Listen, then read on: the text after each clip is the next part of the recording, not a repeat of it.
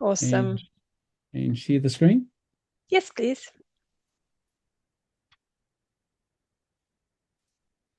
Perfect. Oh. Okay, if you can go to the next one, Matt. Thank you.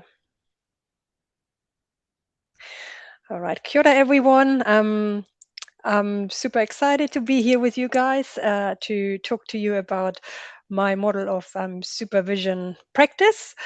And yeah, what Matt said earlier, what we do in New Zealand to start meetings and to finish meetings is to start with a blessing to keep this space a safe space to foster harmony and to yeah, to make us all feel comfortable.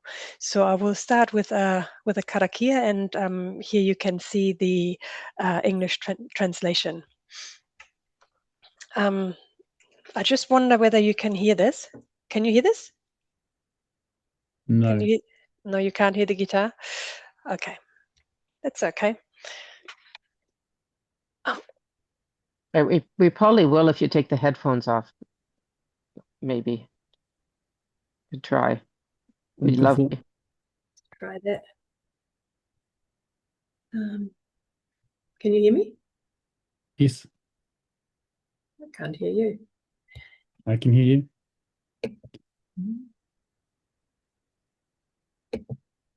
Yes. Because I can't hear you. My setting is a bit. That's right. Let's carry on. Right, let's go. All right. I start us off with a blessing. Tā kirihia te aho o te mana motuhake. Tā kirihia te aho o te aroha. Tā kirihia te aho o te manaakitanga. Tā kirihia te aho o te whanaungatanga. Koia tēnei ko te Māori. He Māori whakapiki, he Māori whakahihiri, he Māori whakanā ui ui i te huatau, i te whatu manawa. Nei te ihi rangaranga ka titi ki tātai tuarangi. Titi iho ano ki te nuku o te whenua. Mai i ngā waira hopi ki ngā waitua rangaranga. He pika ka maukita, kia patapata iho te kupu, kia mā turuturu iho te karere. Anō, he tō mairangi me te ua pune hunehu ki runga i te tipu hau. Ko tōna ire te tāmomo, kia uka te tāpuatanga, kia uka te kahurangi, homi e, hui e, tae ki e. Thank you. Thanks, everyone. What I would like to start with really is to do a little bit of a round to know a little bit about you. And as we're just such a small group, it's pretty cool because we don't need to go into a breakout room. And yeah, we can stop sharing. Thanks, Matt.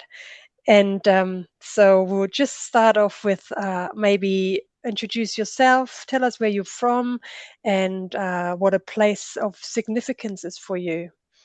That would be much appreciated. So I'm gonna start off with Matt. Kia ora.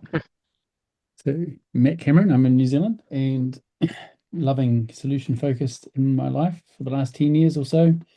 And place of significance, I'd say it is where I was born and where I grew up is in the North Island of New Zealand. And so very pleased to be here. So thank you for having us. Andrea? Awesome. Thanks, Matt. Kathy.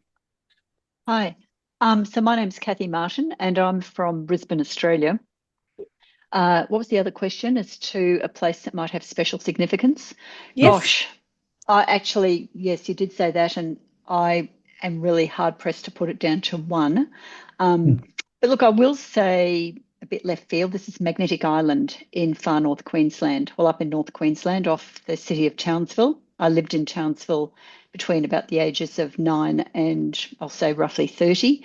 And this particular island is just glorious. You go over on the ferry and it's just really lovely. So that's always a very special place. No, that's beautiful. Mm-hmm. Thanks, Kathy. You're welcome. What about you, Beverly? Well, I'm from Vancouver, which is on the west coast of Canada and British Columbia. We're right on the we're out on the water, and we also have our mountains. But you know, when I think about a place that's special, we have a summer house that my grandmother bought for the family, like when I was 12, and we go there every summer, and it's on a lake, and now it's we have my grandmother, then my parents, then me, then my children, and now I've got grandchildren. So that's like our 5th generation, which is old in Canada. We get together at that lake cottage and remember our grandparents and parents and all of that. Plus, I have this different relationship with Canada right now because we're under threat. So all of a sudden, all of us Canadians are feeling very Canadian now, very nationalistic, which we don't usually do. We're pretty like, but now it's like all you need is an external enemy, and the next thing you know, except for Alberta, we're all like one country now, right? Right. Yeah. Yeah. Thank you. Thank you so much for sharing. Yeah. You can't beat the significance of family and having that place in the family for so many generations, right? Yeah. Yeah. Beautiful. Over to you, Sharon. Kia ora koutou. So I am currently living in Te Waipapa, which is Diamond Harbour, and looking out over the view of the harbour at the moment with a cruise ship in, which is near Otatahi Christchurch. And what else? A place of significance for me is the Mackenzie country. It's beautiful there. Yeah, the Mackenzie country. And growing up with, my father was a blade shearer. So that's like manually cutting manual haircut for sheep, I guess is the way to put it. I thought so, yeah. For people. So not the usual machines, but like the good old wow. So I grew up with stories of high country sheep stations and the good old fashioned way of doing things. And our family holidays would start with Christmas Day, and then the Boxing Day was off to the Clayton Shares at the Clayton Station, and then off into the Central Otago or the Mackenzie country for a family holiday. So that's one of the significant places. Yeah. Beautiful. Now we're all thinking of holidays, all our holiday places.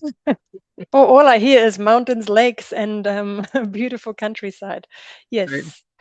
Right. Thank you, Sharon. What about you, Ori? Hi, so I'm based in Canada as well, but I'm French. So I'm next to Toronto. And place and significance, I find the question very interesting because the first thing that came to my mind is the saying that is stuck on my wall. It says, home is wherever I am with you. And so I would say it may appear very cheesy, but my place of significance is in my husband's arms. I feel so safe, and no matter where we are in the world, no matter what's happening around, it's probably the best place ever where I could be. Yeah. Lovely. Awesome. I appreciate that. Thank you for sharing. Yeah, home is where my family is, right? Yeah. Matt, if you could share the presentation again, please.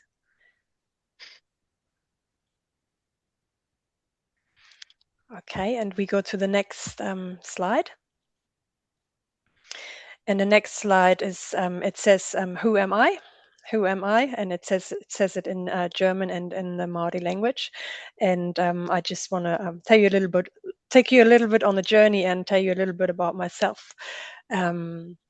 So I tipu ake o I raru I te maru o ngā maunga bruma ki te amani, kua karapotia o e ngā wai o Te Ao Atulenza, ko na brandenburg tuku hapuri, ko tuku turanga waiwai hoki, ko Loken Raua, ko Melina aku tamariki, ko Brendan tuku huatane, ko Andrea Lemm tuku ingoa. My name is Andrea Lemm. I come from Germany, and my hometown is called Neubrandenburg. It's also a place of significance for me, which I will talk to you about in a minute. My children are Loken and Melina, and my husband is Brendan, and we live in New Zealand. So if we could do the next slide, Matt, that would be much appreciated. Thank you. So this is also part of who I am. I grew up in East Germany, in a concrete block of like a Russian skyscraper. And when the war came down, I joined a subculture. Like I joined the punk subculture, and that's something that sits really close to my heart and has brought a lot of values of mine with who I am today. Next, Matt. So this is my one of my places of significance. That's a church in my hometown. So my hometown was built in 1348, and it's this church is in the middle of the town center. And I'm not religious, but it brings a lot of it holds a lot of significance for me because of its age, its beauty, and it's also a hub for the community. And that's where a lot of kind of gatherings are happening, concerts are happening, and so that's one of my places of significance. Next, Matt. And that's my hometown from a bird's eye view. It's in Germany. It's called Neubrandenburg. It's called the place of the 1,000 lakes, and it has got like 1,000 lakes surrounded by it. It's a beautiful, beautiful countryside, and I hold a lot of good memories there because I was there until I left the country. So next one, Matt. So this is the skyscraper I talked to you about. So I grew up on the 9th floor of this skyscraper, and so that was the outskirts of my hometown. So we it was pretty concrete, blocky, and a bit squished, and it held a lot of kind of good memories as a child. But if I look back, there was a lot of kind of oppression that came with the system I was living in as well, which I hadn't realized at that point. Next one, Matt. And that's where we are now. So this is one place I really treasure, and that's Papatūāi in the Catlins. It's surrounded by bush and the ocean, and there's my daughter there in the middle. You can hardly see her, but so that's where I love spending time, and I love resetting, and I love gathering my thoughts. Next, Matt.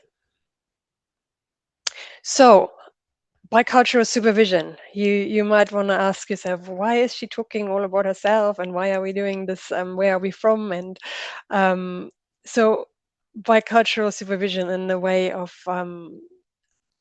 I think in Aotearoa, in New Zealand context, has a lot to do with guardianship and stewardship. So guardianship, stewardship, another word, a Maori word for it is Kaitiakitanga. And that is to take care of, to be a holder of values and ethical behaviors, to guide and support, and to correct you. It is, however, for you to consider as to which one it is.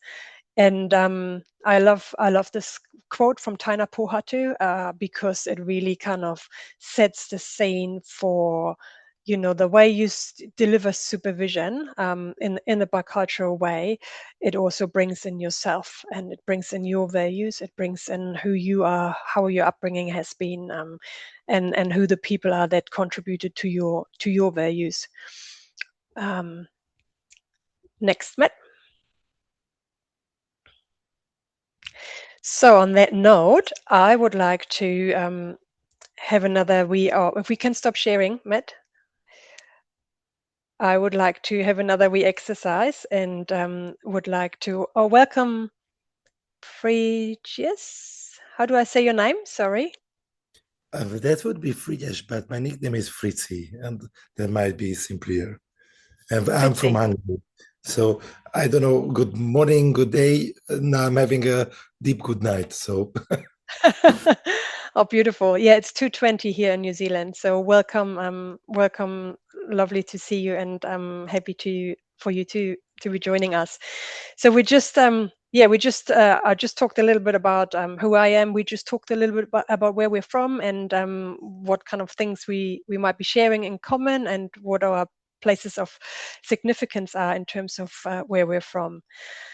So my question now for you is like, what are your main values and who has contributed to your values? If you can have a wee think about that, and I might start putting Matt on the spot.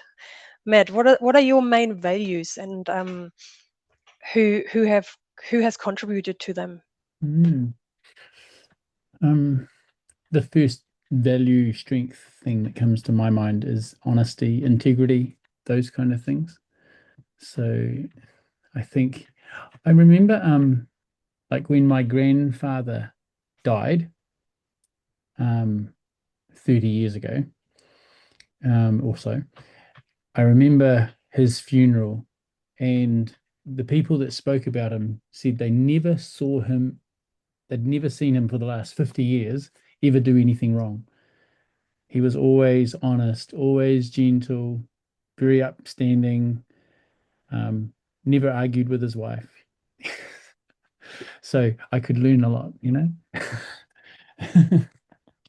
So I think that's the I like thinking that, yeah, if it's hooked into my grandfather, then yeah, that's good man. I love that. Thank you. Thanks for sharing. Beverly? Yeah, I have a lot to think about how I would narrow it down, but I think what the first thing that comes up for me, besides about empathy and caring, is giving back to the community. Because I was raised in a family that was very community oriented. Being Jewish, every time there was a pogrom or when people had to leave Hungary, when people had to leave Russia, the Jewish community would always come together and sponsor families from Sarajevo. And so my parents were always involved in each wave and having me volunteer. My mom had me volunteering by the time I was in high school. So it's always about giving back to the community. And, you know, by the time I was old enough, it was Russians and the Sarajevo family. So that's kind of the most important value to me that came up immediately. Awesome.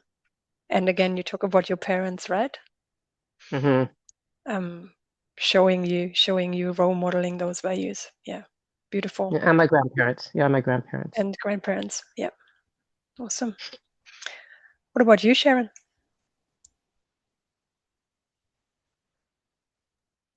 Okay. I would say whanaungatanga, so that is like relationships, very simply put.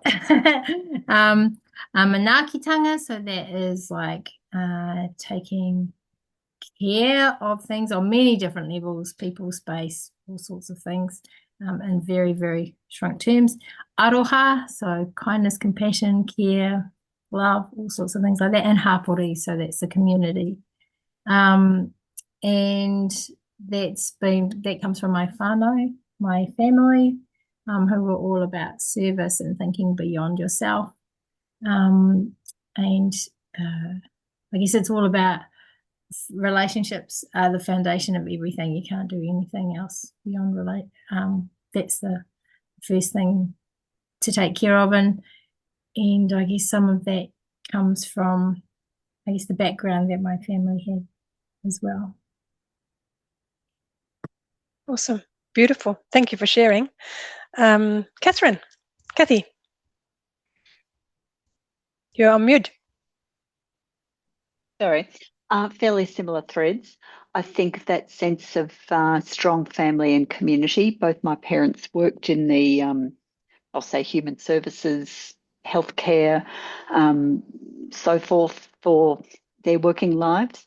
And I can remember when they retired and they were moving to another city, there was representation from almost every faith and cultural group in our city there. And I think it was one of the archbishops who made comment about, you know, my mother was like of the angels or something. And it was more, it wasn't a religious connotation, but it was a reflection on that sense of giving and being available to people and just having a very open, a home that was caring and compassionate, but, you know, organised enough to allow people to do what they needed to do, but to not have excessive boundaries on all of that either. So, yeah, I think there was a real comfortability and a sense of decency that shone through that has very much shaped who probably I am and my siblings in that respect. So, yeah, it's interesting when you have to try and think of a few words that sum up your values. And I've seen those values documents and I think, oh, now of all of them, you know, what are the top three? And it's so hard, isn't it? But yeah, that's what I would say. That's beautiful. Yeah, nothing like putting you on the spot. Hey, sorry. Oh, that's all right. That's what we're here for. What about you, Ori? What are your values and who's contributed to them being your values? When you ask the questions about the values, I just run to get my card deck. I have a values cards, and I did the test. Like I went through those cards and a few years back, but it's still valid. So my top 5 are achievement, success, effectiveness, autonomy, challenge, and productivity. Yes, it's interesting because I think it's more my travels and how I evolve in various societies, because I travel through Europe on my own.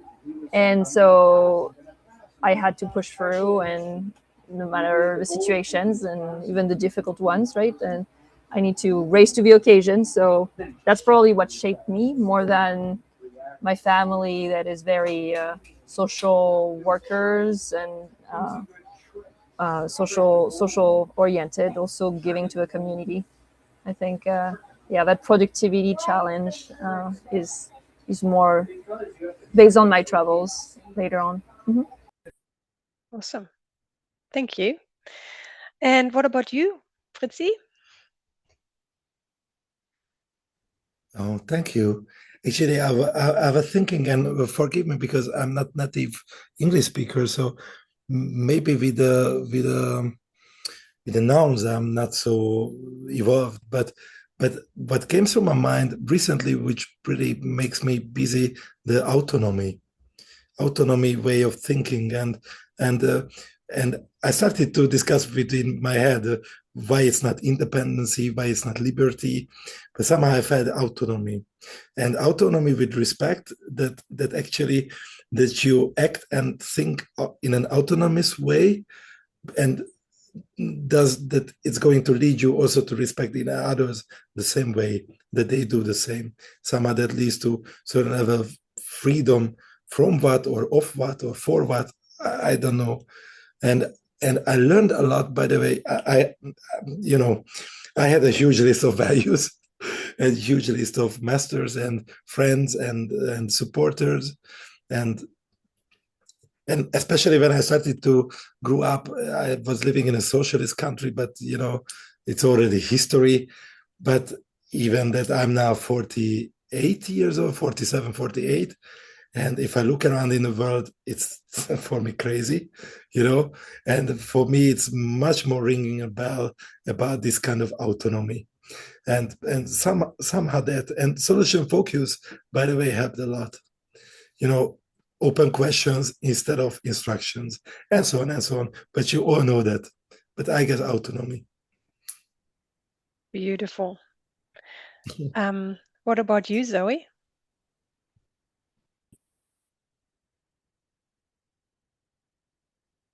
Oh, you're still on mute.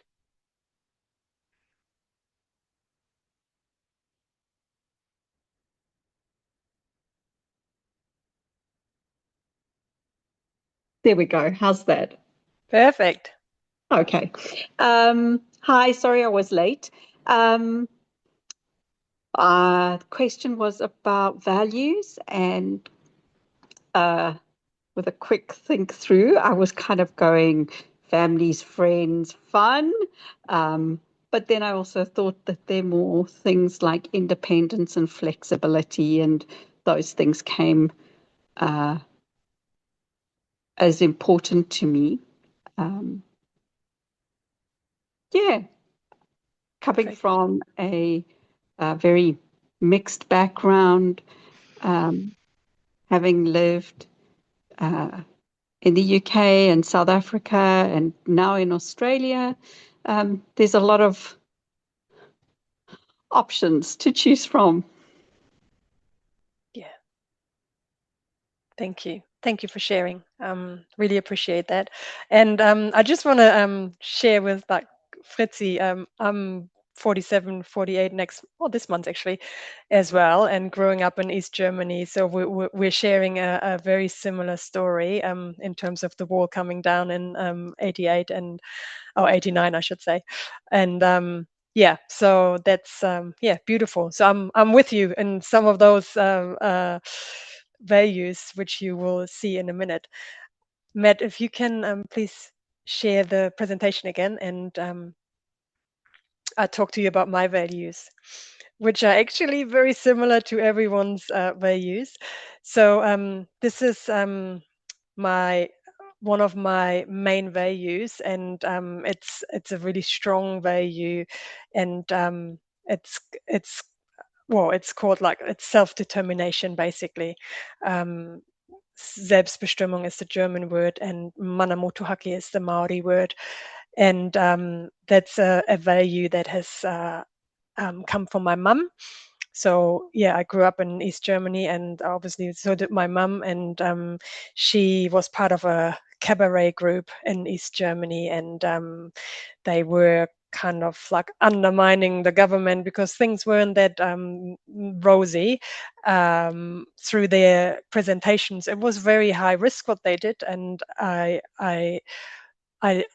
didn't actually appreciate like how much like self-determination and like the autonomy Fritzi was talking about was kind of produced in me through her, because yeah, when the wall came down, I was like, nah, I'm not letting people be the boss of me, and we've done that long enough. And so yeah, so a very strong value of mine is the social justice, self-determination.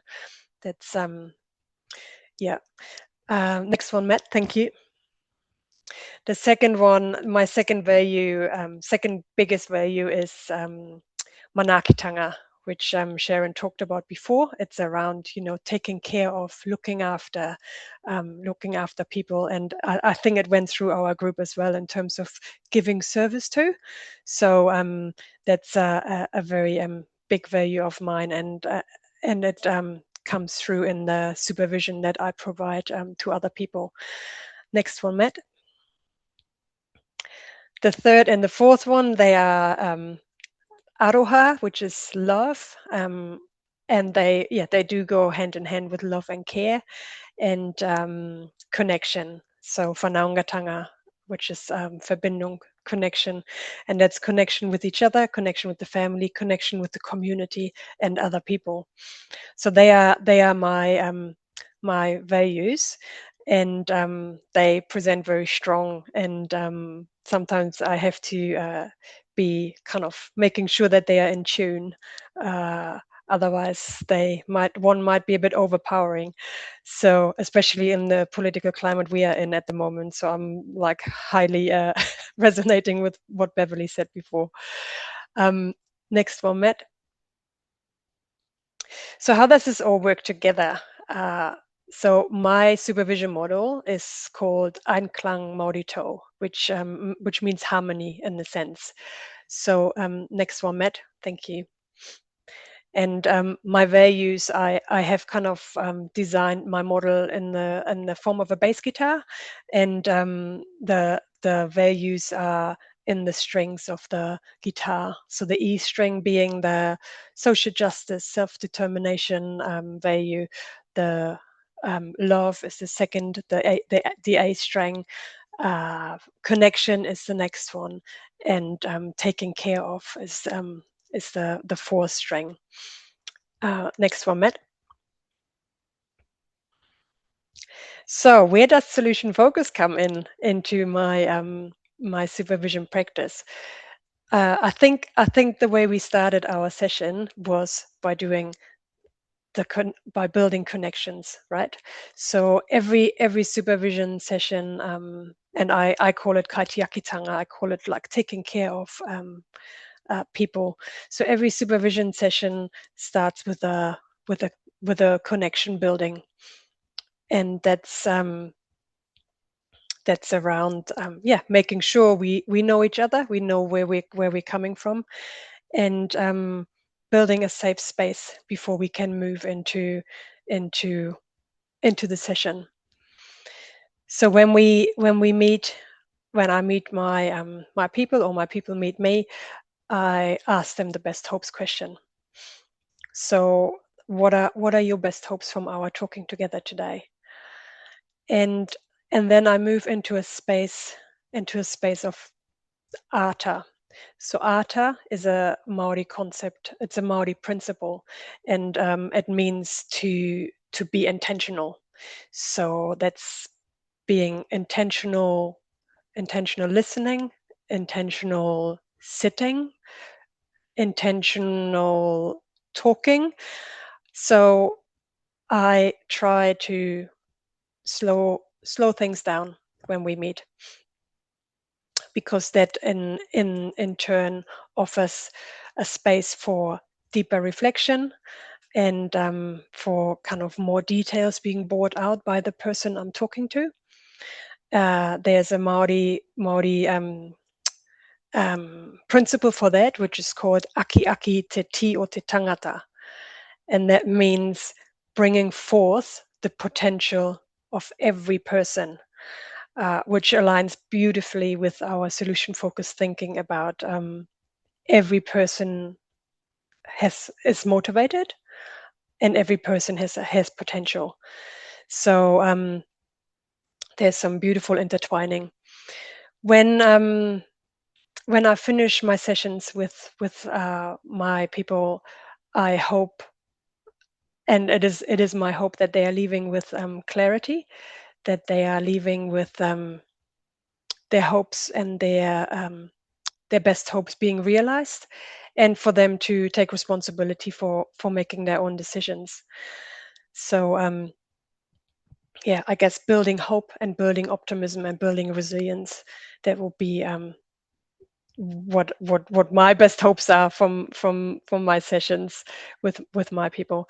In terms of the value of love, I always bring a loving atmosphere to our sessions, where trust can be built. And the Maori saying for that is aroha ki te tangata, which means love for the people, and it's always a two-way street. It's bringing love, giving love, and receiving love, and that just helps us to share feedback. I'm not the expert in our sessions, so it's always sharing together. And I have put in here aro yoha. So aroha means focusing your breath. So where are you putting your energy? Where are you putting your breath when you are in your sessions, when you are reflecting? So that's a very it's a big principle of mine. And when our people finish their sessions, it is my hope that they are feeling valued and they are leaving feeling valued. So the next one is connection, whanaungatanga, and that's I put in a word in there which is called ahurutanga. Ahurutanga means the creating of safe spaces. So in a bicultural supervision setting, it is important that these our spaces are created through safety, and that's what we did at the start of our session today. So we started with a blessing, and we made this space safe through that. It also started with us sharing a little bit about ourselves, which creates in turn safety to be able to share, to be able to trust, building trust.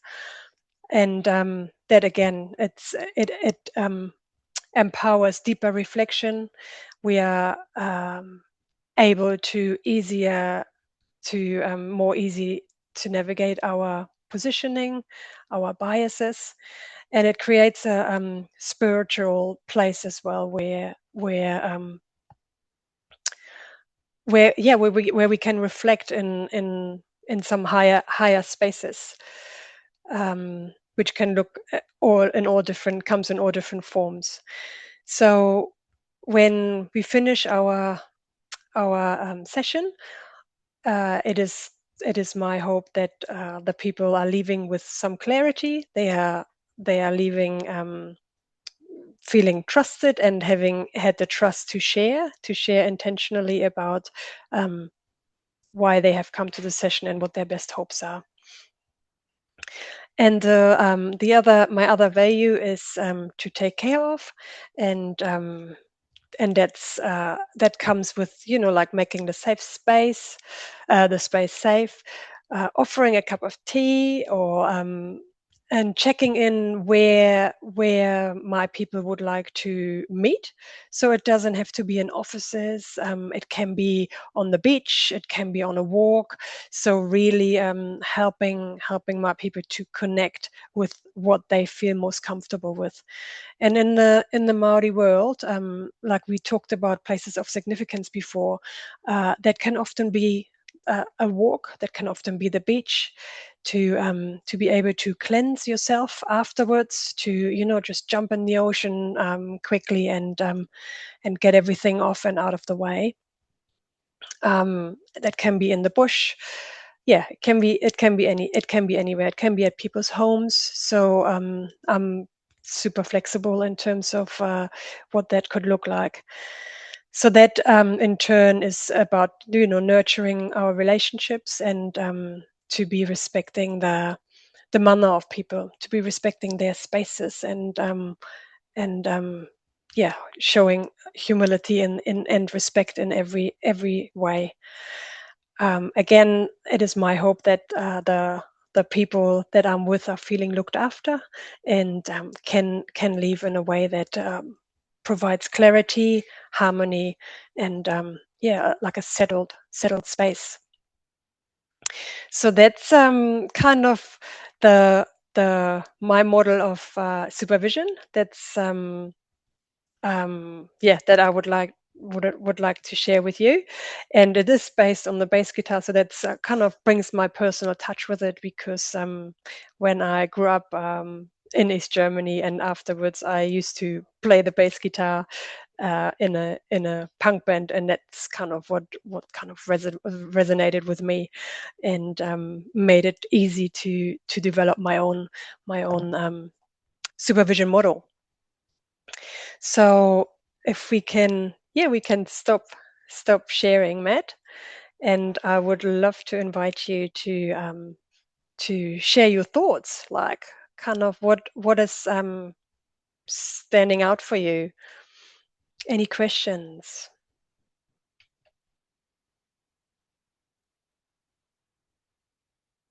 I've got a comment. Thanks, Kathy. Yes, I really enjoyed everything you spoke of. And I think as you were speaking, I was thinking that everything you said resonated of aspects of social work values, but there was something more than that. There was something more powerful, if that's even possible. I think, autonomy has been spoken of, but also that incredibly deep respect. And I think the work you're doing along the solution-focused model, but also considering the Maori culture, it seems to be combining it in quite a unique sort of a way. Is that how you see it? And are there things that you would further develop as time goes on along all of that? Or do you think you've got to a place where it's just right? Yeah, thank you, Kathy. I really appreciate your feedback. I love learning, so we always learn more, and the more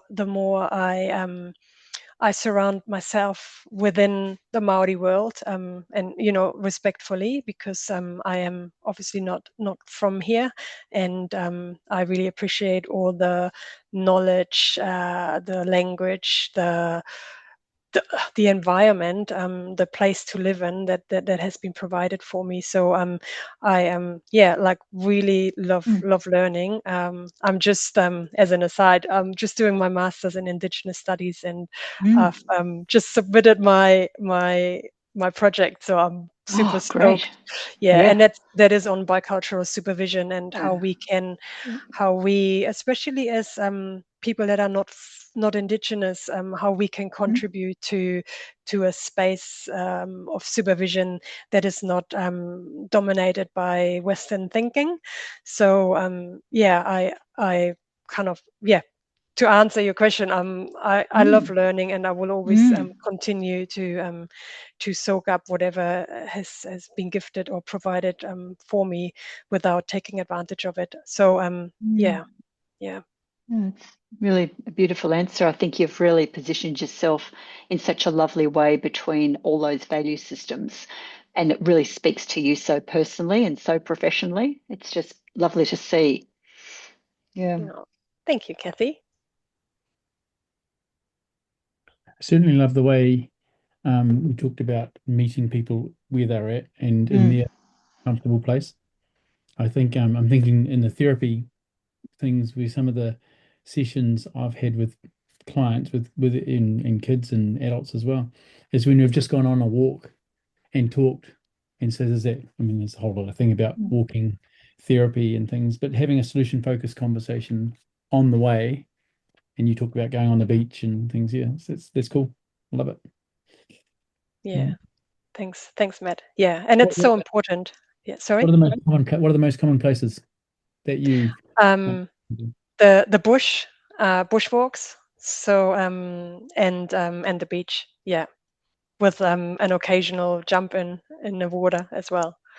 It's a bit chilly sometimes. It is, and it's not the coastline where you live, just so glorious, isn't it? Beautiful part of the world, very conducive to all of that. And we, it's we switch it up. Sometimes the people say, "Oh, can we just meet at like our office in the sensory room?" So then we meet there, and then there's me with all the sensory toys, But it's in terms of the solution focused practice, we like living in New Zealand, I don't think we can be as purist as we want to be, because we have to consider the importance of the customs here, the importance of connection building, and everything that goes with it, the importance of creating a safe space, and like what I talked about basically. So but it is a beautiful intertwining. I think solution focused practice goes beautifully with the Maori world, like in my eyes. If I'm allowed just to tell very shortly a tiny story about connection with Maoris, that another friend of mine who is a underground theater director here in Hungary, and way back, maybe 20 years before, they've been invited to New Zealand to work for 1 month with the Maoris. So like moving theater, so really experimental. And they arrived, they've been welcomed and so on. And the director said, okay, they had all the reception and welcoming and blah, blah, blah. Okay, then let's start to work. One of the Maori leaders said, and they were also up to making the theater thing, no, we cannot start because we don't know each other. And the Hungarian director was looking around, what do you mean by that? Everybody was shaking hands, already was name circle, and so on and so on. The Maoris were saying, no, we don't know each other yet. Okay, but then how should we know each other? And they needed to stand up for a line, and every single individual needed to have a pair, combine all with in pairs, to put the foreheads and nose together, and 3 times inhale, exhale, that one is exhaling and the other inhaling that. And for me, it was so touching. And when they finished, that was maybe 2 hours long session, Okay, now we know each other, so now we can work for 1 month. Connection. Wow. That I we love inherit, that. we share the same air or Breath. whatever. I don't want to interpret, but you probably know it better because, by the way, from Hungary, if you dig to the ground on the globe, on the earth, then you end up in New Zealand. So through the so, I mean, nearly, actually in the ocean, but quite close. Yeah, thank you so much. That's a beautiful story, and it really kind of sums it up. I really appreciate that feedback. So that's that just just makes me smile actually. Yeah.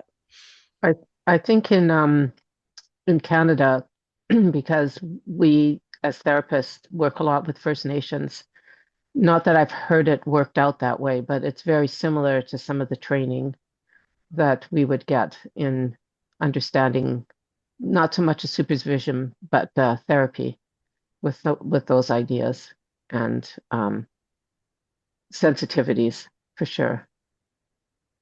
Yeah. Yeah. There's My supervision. Sorry. No, What you were you go. going to say?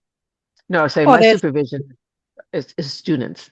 Just are students. So it's a bit more transactional, but just thinking about the fullness of how you were talking about the people that you're supervised. I assume that are these social workers, therapists?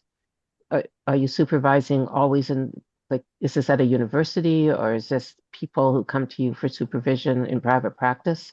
What is I was just curious, who are these people? Yeah, I work in child protection, so I've got a set of social workers that I supervise, but I also do external supervision. So that can be anyone. That can be anyone in the social services field. That could be occupational therapists, youth workers. But yeah, it's in the social sector. Mhm. Well, it's very beautiful the way you contained it and putting it in both languages, and gives me lots to think about. Oh, thank you. Thanks, Beverly. Anyone else? Kia ora, Andrea. I kind of feel like, I don't have to do my my research project now. I just like read your dissertation. My comment is like what's so beautiful about it is that regardless of the content that is brought, which makes sense, but regardless of the content that a supervisee brings, all those values and approaches can adapt to whatever happens between them. Yeah. Which is like quite obvious, but also brings out the beauty of it. Yeah. Because I can imagine, I was just in there could be a model where it's like content driven, if that makes sense. Like this is like we identify the problem and then we it could be that. Yeah. So yeah. Congratulations on just submitting. Yeah, thank you. Yes, indeed. Well done. Let's see what comes out of it. Yeah, no, looking forward to it. Yeah. Yeah. Zoe, do we want to hear have you got any thoughts? Being in Australia, so you would be doing probably work with your Aboriginal and Torres Strait families. I don't do a lot of work with Aboriginal and Torres Strait families. I do some, but I just finished my master's a little while ago in counselling, and they mentioned, and that's what I was a bit distracted with, desperately looking for a beautiful form of looking at problems, which was based on a Maori belief that, and I'm using my brain, racking my brain, because normally I would get it out in front of me to actually explain it to you. But it has 4 sections to it, and into those 4, and it's made up of those 4 sections because each of those is like the leg of a chair. and it keeps everything balanced, and it has to do with, I think it's family, spirit, something and something. I can't remember what the last two are, but it just it's a very beautiful sort of philosophy of life that I believe that could be so beautifully connected to what you're doing as well, and to the aspects that you've chosen. I love the fact that you used both sets of words. In fact, you used three different sets of words, and I'm desperately trying to catch them all. And yes, missed a whole bunch along the way. But best of luck. I hope it works well. I've just, so on top of that, I've just done a supervision training course. So I'm about to be do supervision on a regular basis. And one of the things I wanted to do was use solution focus as part of my model. So hope you don't mind. I'm going to use a little bit of this coming into it. Of course. I definitely liked that first step that you had of what is your best hope, which is a really solution focused question. Awesome. Thank you. Ori? Like the blend of cultures. Beautiful. Okay. Oh, well, looking at the time, yeah, there's more sessions that you guys want and should attend. I'm going to finish us off with a closing karakia and we song. So yeah, close us off. Thank you. Unuhia, unuhia, unuhia, ki te urutapunui, kia wātia, kia mama, te nāko, te tinana, te wairua i te aratakata, kuia rā i rongo, whakairia ake ki runga, kia tina, humiye huie, tā e ki e. He mihi kia rangi e tu I hone. Te whaia papatua nuku e tā koto nei. Hora ia te marino ki runga I te moana. Uia rā te whaia kumea mai. Ki te tā kotoranga I tā kotoa e te waka. Ki te tā kotoranga I tā kotoa e te waka. Thank you, everyone. You have a lovely rest of the conference.